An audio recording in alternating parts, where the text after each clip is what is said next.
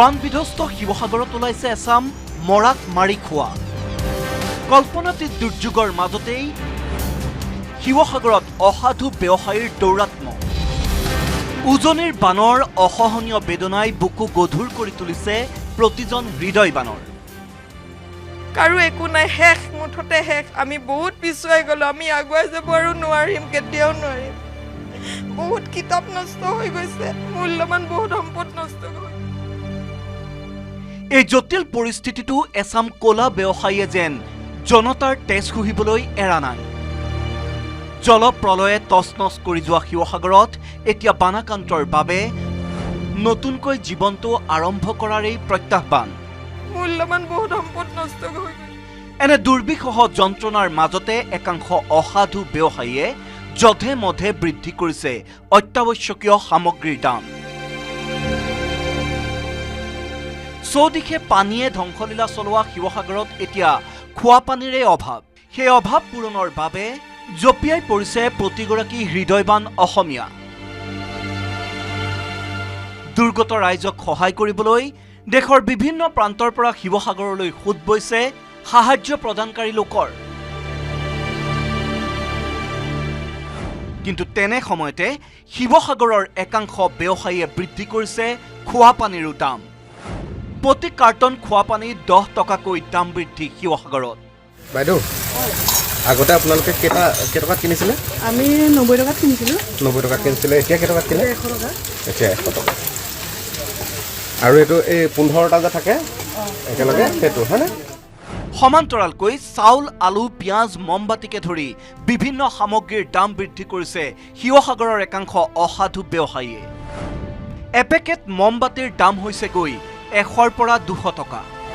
কিন্তু এনে ভয়ংকৰ পৰিস্থিতিটো দুৰ্গতক শোষণ কৰা এই চক্ৰটোৰ বিৰুদ্ধে নিমাত শিৱসাগৰ জিলা প্ৰশাসন এতিয়াও কুম্ভকৰ্ণ নিদ্ৰাৰ পৰা সাৰ পোৱা নাই ব্যাগুম যোগান বিভাগে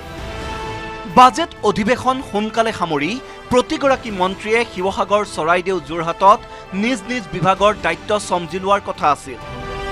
কিন্তু জলপ্ৰলয়ত বিধ্বস্ত জিলাখনত দাম বৃদ্ধিক লৈ যেন কোনো খবৰেই নাই ৰাজ্যৰ যোগান মন্ত্ৰী কৌশিক ৰায়ৰ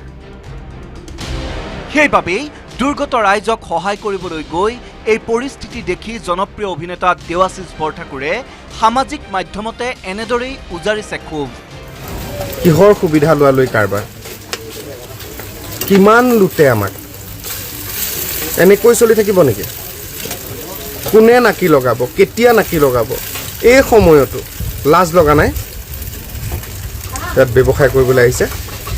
হা শৰম নাইকিয়া এই জটিল সন্ধিখনত জনতাৰ তেজ শুহা এই চক্ৰটোৰ বিৰুদ্ধে গৰজি উঠিল শৃংখল চলিহাও আলুৰ দাম বঢ়াইছে পিঁয়াজৰ দাম বঢ়াইছে পানী বটলৰ দাম বঢ়াইছে মমবাতি এপেকেট 200 টকাকৈ খিজনুৰ আলি পথত তাত বিকি আছে এপেকেট 200 টকা আৰু এতিয়া শিৱসাগৰ DCSP এওঁলোকৰ ওপৰত কিয় ব্যৱস্থা নলয় আৰু যদি প্ৰশাসনে ল'ব নোৱাৰে কওক আমি ল'ম ব্যৱস্থা কথা বতৰাবোৰ এইটোৱে এতিয়া শিৱসাগৰৰ লগত ধেমালি নচলিব আৰু ইয়াত বেপাৰ নচলিব ইয়াত বেপাৰৰ নামত যি লুণ্ঠন কৰি আছে এইবিলাক কিন্তু বন্ধ কৰিব লাগিব আৰু নহ'লে কিন্তু পৰিস্থিতি ভয়ংকৰ হ'ব একদম চিধা চিধি শিৱসাগৰ SP আৰু শিৱসাগৰ DCI অতি শীঘ্ৰে ব্যৱস্থা লওক একেদৰে শিৱসাগৰ জিলা প্ৰশাসন তথা যোগান বিভাগে বন্যাত্মৰ তেজ শুহা চক্ৰটোৰ বিৰুদ্ধে নিমাত হৈ থকাৰ বাবে সামাজিক মাধ্যম যোগেও বিভিন্নজনে দিছে গৰিহণা